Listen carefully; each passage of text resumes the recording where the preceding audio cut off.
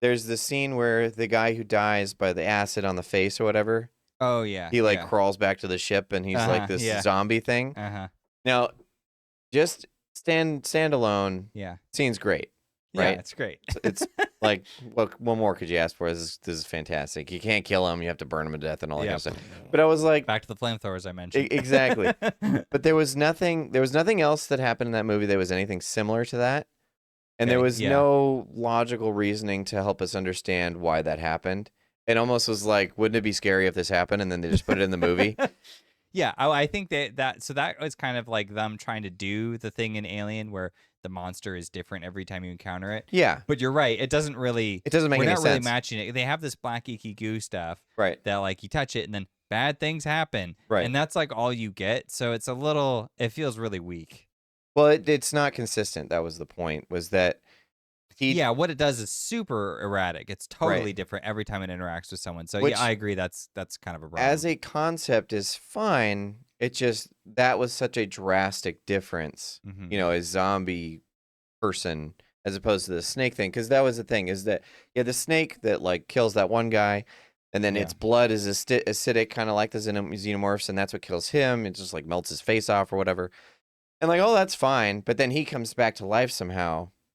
Well, I assume he falls over and then the black icky goo like pours into his face or Yeah, something. but It's like it doesn't show that. So right, like to make yeah. that reach, like I didn't make that reach. I just knew that he was affected by this goo stuff, this Yeah. poison, acid, whatever.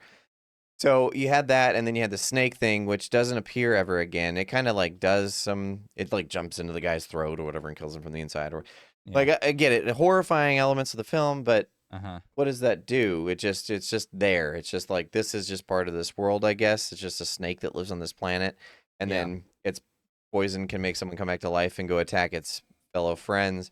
That's the thing. Like, it didn't make a whole lot of sense, right? The first film, the facehuggers create the aliens, the xenomorphs, through the people, and then that comes after them. Like, it's a very logical step through a process that pushes the narrative forward and also like keeps us engaged. This one was too erratic, and so you're trying to grasp something as you go. The one thing that was consistent was, so there's the third one is within this topic, is that David goes and spikes the guy's drink. Oh, it's spiked, all right. Right. And it kills him, right? Yeah. Whatever it does to him, it affects him. But before that, he impregnates his wife. Yeah. Who then gives birth to this monster. I was like, okay, so she gives birth, but he dies.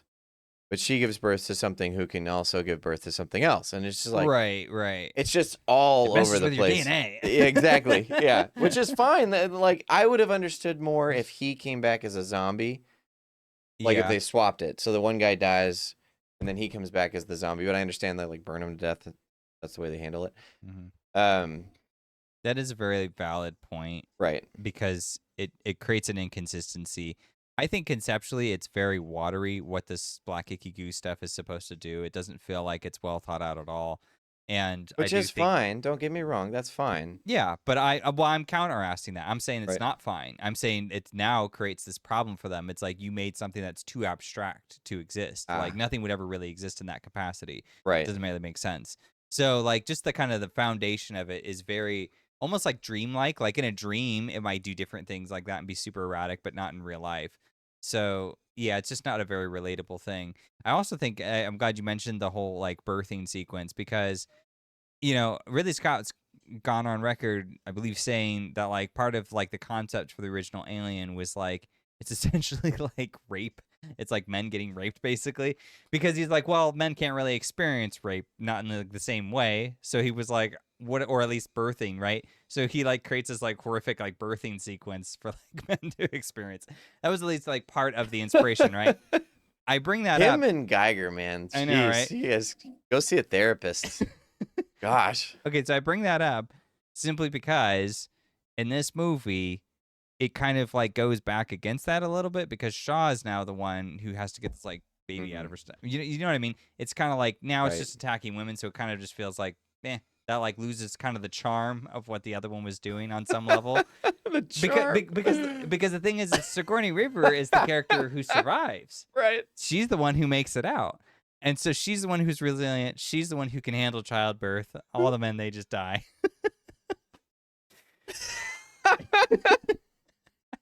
I'm going to keep talking while you're That's laughing good. about That was good. I was not expecting that at all. Yeah, some trivia for you.